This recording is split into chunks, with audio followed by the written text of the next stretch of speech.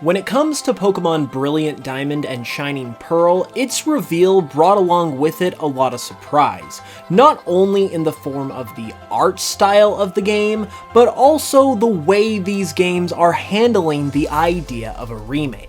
When these games were first shown off earlier this year, it was also said that they were going to be faithful remakes, with the art style and the retention of the grid-based gameplay being clear evidence of that. And this whole idea of being true to form with the Sinnoh remakes has kind of taken a lot of fans aback in terms of what they were expecting from these games, and now it has some fans wondering what we can expect out of the titles, and some people might even be a little worried about them being a little too faithful and a little too much like the originals. Well, that is what I wanted to talk about today, because I personally don't think that Pokemon Brilliant Diamond and Shining Pearl are what you think they are going to be. I think there is a lot more to them than what people are currently talking about, and I wanted to bring that to your attention today. I personally don't have any more insider information than you guys do. This is really just my 2 cents about the topic, but I feel really confident that we're going to see a lot of new wrinkles in these remakes that weren't in the original games, that also warrant a lot of excitement, so let's check it out. One of the first things that many fans were wondering when we were first shown the faithful style of these remakes is whether or not we were even going to have any platinum content in these games, because usually with remakes they do include the content that was added in the 3rd version, like Emerald, Crystal, and in this case Platinum, into the remakes, but with the one-to-one-esque style that Brilliant Diamond and Shining Pearl are taking on, some fans were unsure if even that was going to happen. However, I personally believe that that can pretty much be put to rest, because number one, we already have evidence that platinum content is going to be in the game. It was actually in the trailer itself. You've probably heard someone talk about this before, but there's an NPC in the trailer in Floaroma Town that is only in platinum because she gives you the Gracidia flower in that game, which is direct evidence that at least some, if not all, of platinum's content will be in these remakes. So it seems like we can rest easy in terms of that content being there, but along with that, something that a lot of people aren't really considering is that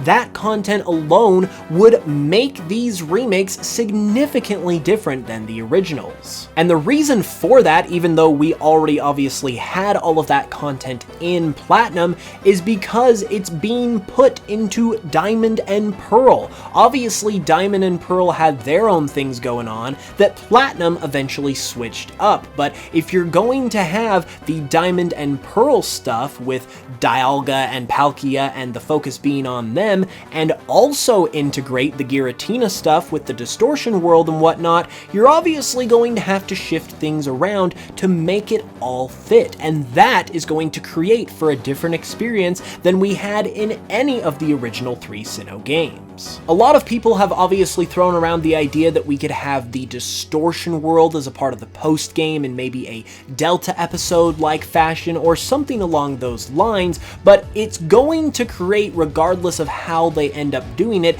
a different narrative to what we experienced in the original Diamond and Pearl, and it's going to add some new wrinkles along with it in order for it to make sense as a coherent story. So that in and of itself, even if we've experienced all of that content before, the order of it and how it's put together is definitely going to create for a new and exciting experience. Another thing about these games that is likely to bring about significant differences is something that's actually said about the games on the official Pokemon website. On the page that advertises Brilliant Diamond and Shining Pearl, the website states that these games are going to bring along with them, quote, player-friendly conveniences of the modern Pokemon series. Obviously, a lot has changed in terms of the gameplay flow and the quality of life of Pokemon games from Diamond and Pearl to now, and that in and of itself is going to bring about a lot of changes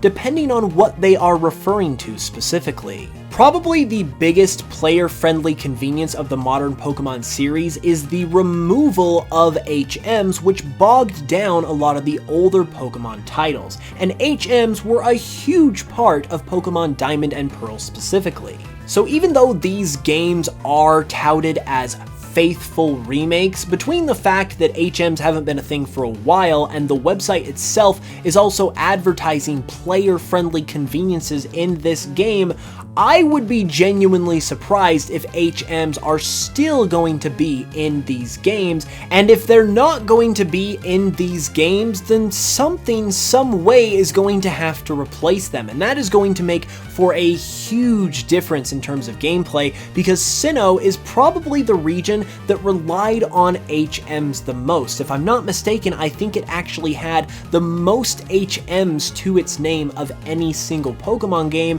and that is going to change the way you traverse the Sinnoh region drastically if they are indeed removed. Up to this point, we have seen anything from Poke Rides, to special secret techniques, to literally a Rotom bike taking over the HM responsibility. So it'll be interesting to see what happens in terms of the HMs in this game, and how it affects and changes the gameplay of these remakes in the likely event, in my opinion, that they are indeed removed. This statement on the website doesn't just apply to the HMs though, because there are obviously a lot of other modern conveniences of the newer Pokemon games that the original Diamond and Pearl did not have. So if any of those are included as well, it's going to shake up some things, whether big or small, and once again, it's going to give us all a new experience. This next point is one that is a little more theoretical than the other two I've talked about so far, but I strongly believe it's going to be a factor in these games, and that has to do with a connection to Pokemon Legends Arceus. The Sinnoh remakes, along with Legends Arceus, have something very unique going on between the two of them, and that is that they are going to be released very close to one another, possibly as close as 6 months between the two, if Pokemon Legends Arceus does indeed release in early 22, like it has advertised. For major main series Pokemon games, that has literally never happened before, and the fact that they are also both Sinnoh-based games, and one, namely the Diamond and Pearl remakes, is going to be leading into the other, Legends Arceus, I strongly believe that there is going to be some connection or allusion to Legends Arceus in Brilliant Diamond and Shining Pearl. And that is obviously going to create for a monumentally new and different experience compared to the originals. It could be in the form of some type of quest, it could be in the form of some kind of offhand comment or reference, maybe it has to do with Arceus directly. It's really hard to say how exactly they will go about that, but I definitely believe that there is a strong likelihood that some kind of connection is going to take place in order to get your brain as a player, once you finish Diamond and Pearl, onto the next game that Game Freak is putting out, because that is just good marketing.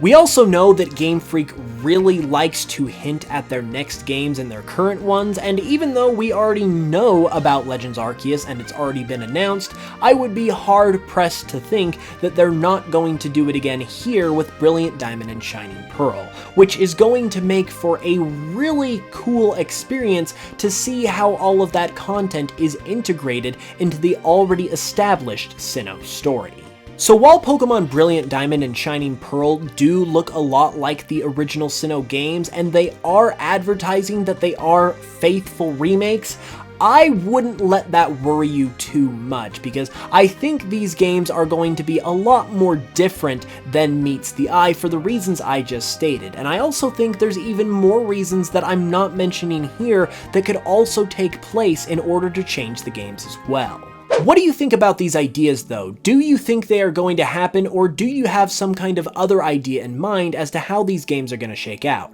Let me know in the comments below, and be sure to give the video a like if you enjoyed it as well, and subscribe if you're new for more Pokemon content all the time. You can also support the channel further by checking out my Pokemon remixes on Spotify, and by watching my Pokemon Cardinal series here on YouTube, which is immensely appreciated. With that said, I will be back very soon with another video, so until then, as always, I love you guys, thank you again so much for watching, and I will smell you guys later.